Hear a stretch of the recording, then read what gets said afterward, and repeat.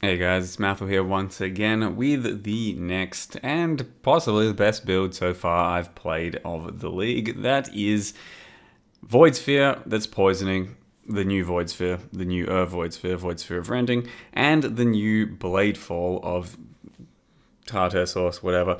And it is basically an auto-bombing style build. So the idea was that I wanted to play Voidsphere a second time around because I played Voidsphere maybe a year or two ago. And it was Voidsphere of Rending, which means it's Voidsphere without a cooldown. You can just like spam it away, but you can only have one of them up at a time. And I did that as a hit base. I did have inclinations that it'd be pretty good as poison, and I haven't played a Pathfinder in a while, so yeah, basically wanted to play a Pathfinder poison build with Voidsphere as the main hero of the sort of setup, but at the same time, it kind of made sense to incorporate Bladefall into this setup. The new Bladefall is one that you press once and it just drains mana continuously while shitting out a few extra blades, and that's also usable for Bladeblast. So the end result is that I'm trying to make sure my Bladefall itself is poisoning enemies while it's blasting away on autopilot, and then I'm using Voidsphere and Bladeblast as single target accompaniments whenever I need extra damage. I'm not big on the autopilot or sort of like Autobomer style builds, but when it's kind of a novelty, it does feel pretty cool and kind of unique in its own way. This isn't really a pure Autobomber anyway, because you definitely have to cast plenty, because Bladefall by itself does honestly seem kind of weak. It's more there for adding lingering blades and like assisting on clear, but given that we're a Pathfinder with substantial enough poison and chaos pops from our obliteration wand, then Bladefall itself can do some pretty good clear as well. I did for a good portion of the character have Plague Bearer in the setup as well, but I decided to just like kind of get rid of that. I don't really like Plague Bearer. I barely use it on most of my poison builds, and it didn't feel like it was truly game changing in this one either. So instead, I'm just running around pressing Bladeblast sometimes, and then Voidsphere whenever it needs to be pressed. So the damage in the end is pretty good, and the clear is really nice. I built it kind of similar to how I would have a Trickster, like a Mamba style Trickster that I did a year ago or so, that was insanely popular and good. In that I got a bunch of movement speed, bunch of evasion, bunch of energy shield, some ghost dance, and then tried to focus on kind of a prolift style thing. But that is still capable of doing some single target and isn't quite as reliant on things like cluster jewels. So we leveled up to like 95 insanely quickly, because it's a really good character for living through all kinds of map mods and also doing like large scale breach and stuff. And at this point I've already taken on like, I don't know, 7 tier 17 maps or so. Have yet to die to any of the bosses, I think. This one was probably the closest one, because it was a real sketchy pile of shit with all that was going on, some map mods and stuff. And on top of that, my Merc is currently extremely weak and has the tendency to die during these endgame encounters. The Merc in this build does end up being pretty important, because I've got him doing Grace and Malevolence, and then scaling those aura effects is pretty damn powerful. He's also 2 of my curses, because he does Despair and Temp Chains on hit, and he's also my mana regen to help sustain the Bladefall. So he's actually a very important part of this setup, but he's only level 68. I found him near the end of the campaign, and I've yet to find a Merc replacement for him, so during most like normal encounters he can definitely still live, and during mapping he can mostly live. During the stuff like tier 17s and like Ubers or whatever, he's going to be dying occasionally, and that's kind of annoying. But you do have to find yourself a nice Merc for this type of thing, because it'll really help out quite a lot. Yeah, basically once you've built around a Merc like that, when he dies, you are pretty hamstrung overall. That said, it has been an amazing character, and I still, even after being level 95, might go for like 96 and beyond, because I want to find a bigger Merc. I want to have a much better character, since this character is so good and fun for just overall pretty much everything. It is basically the Mamba poison, Viper Strike trickster of the league, most likely. I doubt I'm going to find a nicer feeling character, though I'd say it's still possible. There's still a lot of really good stuff out there, and we do have a pretty decent budget these days. I corrupted the new unique neck, the sea glass unique one, to additional curse, and that sold for 60 divines. So currently I've got over 100 divines just sitting around basically for no reason, and I doubt I'll use it all in, you know, some thick builds or anything, but we can afford to do some kind of random things to make random builds a bit stronger. Who knows what's going to happen? There's still a lot to play, still a lot to do in the current league and version of the game, and we'll see where it takes us. But so far, this has probably been the best feeling character and overall has the highest potential for DPS. Currently, I think I'm maybe like, let's say 15 to 20 million DPS when I'm ramped up.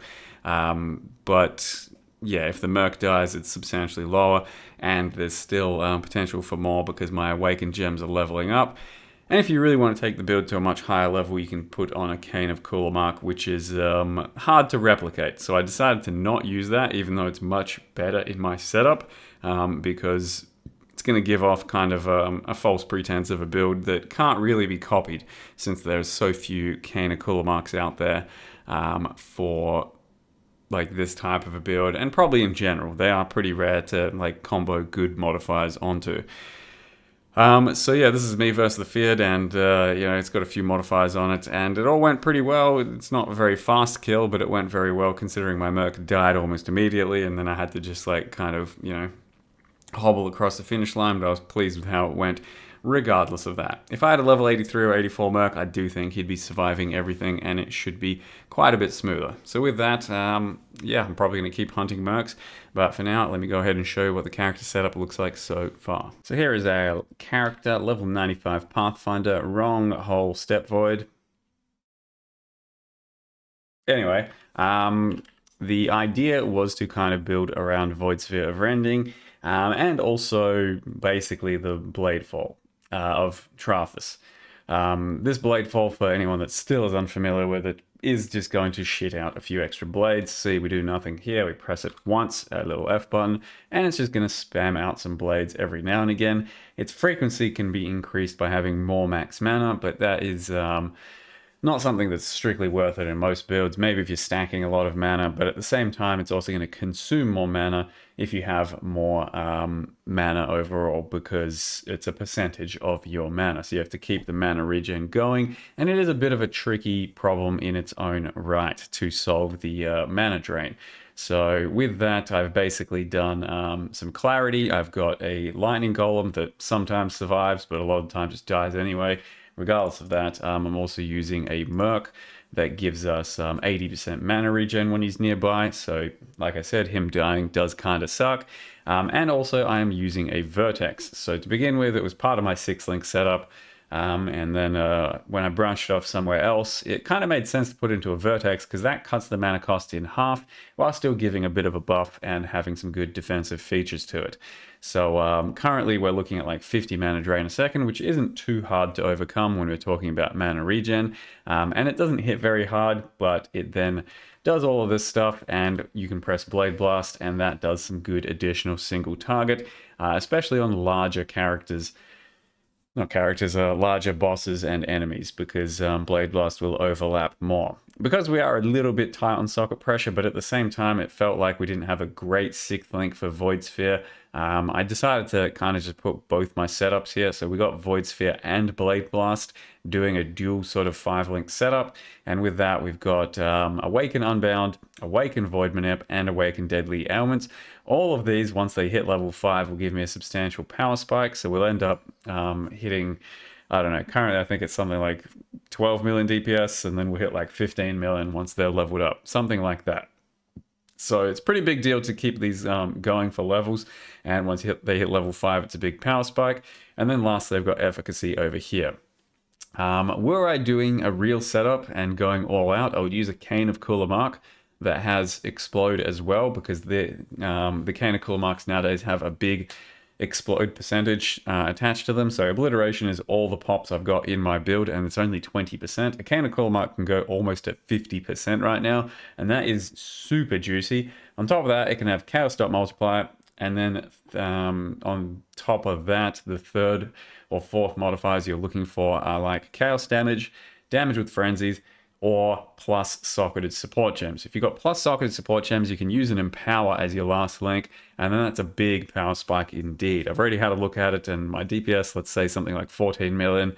If I was using a Cannon Cooler Mark with an empower, it'd be something like 25 million. So that's pretty crazy for just the Voidsphere, considering we've got also a Bladefall and also a Bladeblast in the setup. But for now, like, it's fine. It's whatever. This is good enough. Otherwise, it's kind of an interesting build in that pretty much the entire thing is set up for uniques. So there's the new ring that gives extra chance to poison a target when you inflict a single poison, which, you know, if it works the way it's supposed to work, and supposedly it was broken and then fixed, and hopefully it's fixed and works the way it's supposed to work. If it does, then it's just pure busted. It's 46% more output basically on your poison, and it's pretty crazy. So you can't really not use this thing. And then Ming's in this case is damn near like, you know, doubling our damage as well. 72 of Fizz's extra chaos when all of our damage is based off of Fizz. Of course, once you've got obliteration as well, you know, it's a little bit less powerful because you've already got some Fizz's chaos. But yeah, you then have to overcome the downsides of this ring and you know, get a bit more life ES, stuff like that. I'm using a Leper's Arms, which is really super easy to get, and just a nice comfortable shield for increased duration of ailments on enemies. So that is basically just for the poison. Poison duration is pretty strong in this game.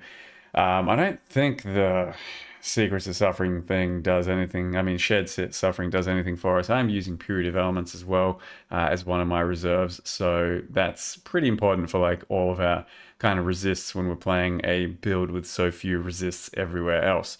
I'm using Ralakesh, which, contrary to certain popular belief, is still a really good item in certain niche cases. It's not going to be giga busted where you can get like all the charges and forget, you know, like defenses and all this kind of shit, but it's still very good for stacking a certain type of charge. So we are stacking frenzies on this build, turning those frenzies into affliction charges with Olesia's Delight, and then turning our frenzies into still frenzies by having them at max all the time.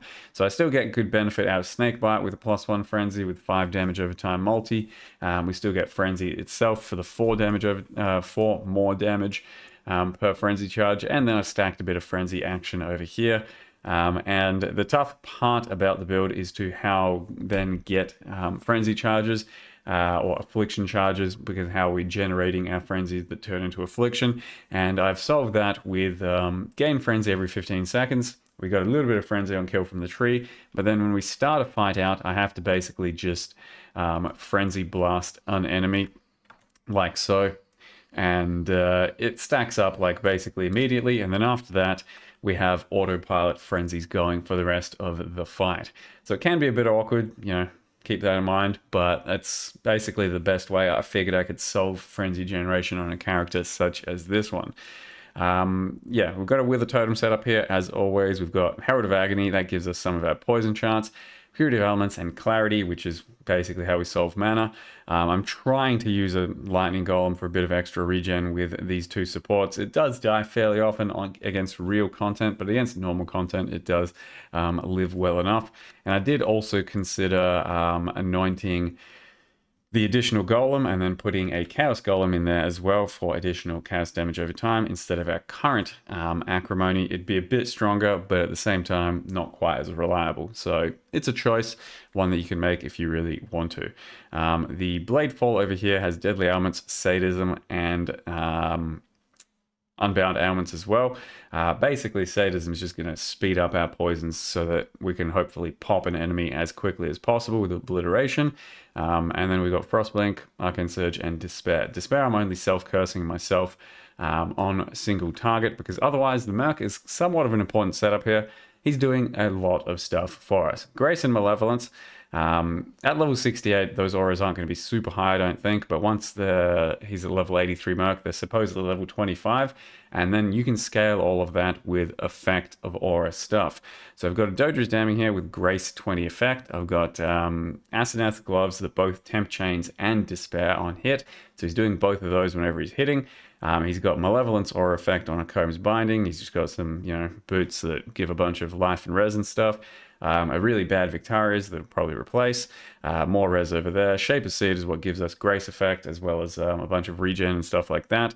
A Leer cast for a bit of damage, and then I've also crafted 2 Hunter Rune Daggers. They have to be Rune Daggers for Malevolence Aura effect. All that combined, if he's got a real level of Malevolence, is probably going to be like 50% more damage over time for our entire build. So when he dies, it is pretty unfortunate. But yeah, he gives us a curse, but we also do our own curse whenever we don't need him. Otherwise, he's good for, yeah, a lot of things. And Grace as well is what gives us a lot of our evasion. Currently, I'm sitting at, I don't know, something like that. When the Merc is up, I'm at something like 45k evasion, I think. And yeah, if it's a level 83 Merc, I'm probably going to be at substantially bigger values. So I do kind of want to see that. So that's probably why I want to play the character a bit longer. But the passive tree looks something like this. We are a Pathfinder for all that good stuff. It's gone through a few little iterations, but basically we are trying to get poison damage. We've got Timeless Jewel that does barely anything. It's just a few poison damage nodes over here, so don't have to like try and copy that by any means. Frenzy Charge scaling, we've got a Watcher's Eye that gives me a little bit of evade through Grace and some Clarity Mana. Otherwise, 1 Cluster Jewel. I wanted to do 2, but it just didn't make sense in the end considering I wanted to get more Suppress. And this one is pretty bad. It's a 9 passive and just does Touch of Cruelty, Wicked Paw, and Unholy Grace. I've then solved a little bit of poison on hit through Septic spells on both of these. So Eldritch and Septic on both of these. Just another jewel for a little bit more poison hit. And a little bit of Aura Reserve on a small cluster here. And a little bit of res. This is probably the most expensive thing in the build. I think it was 3 Divines, Light of Meaning, 6% increased chaos damage. Does give us a decent amount of value because there's a lot of points there. And it gives us a lot of chaos damage. Otherwise, just Ghost Dance and doing some stuff. It's a pretty versatile tree. You don't have to copy it this exact way and can do some other things. The gearing, I'd say, can be a bit versatile as well, but some of these items are pretty much too good to not use. Let's say this entire row here, whereas the rest, I'd say, is a bit more flexible for a bit of a generic kind of Pathfinder, whatever you want to do with poison. I thought it was a pretty cool use of Voidsphere of Rending. I have hardly seen anyone play with this thing, and it's probably still better as an occultist hit base, but I'd say this has potential to be quite big. With a Canonical Mark, with all my level 5 gems, I think we can come close to hitting dot cap, which is pretty cool. And then, yeah, it's fun to hunt for mercs with this sort of thing too. So far, so good on this one and on the league in general. I don't know if I'll have another video on this because it's already like done everything and felt pretty damn good. And yeah, I think it's capable of doing most Ubers with a bit more fine tuning and stuff, making sure the merc lives. And otherwise, just a really good character to blast on. With that, I hope you guys enjoyed the video and the build so far. Thank you very much for watching. See you guys next time.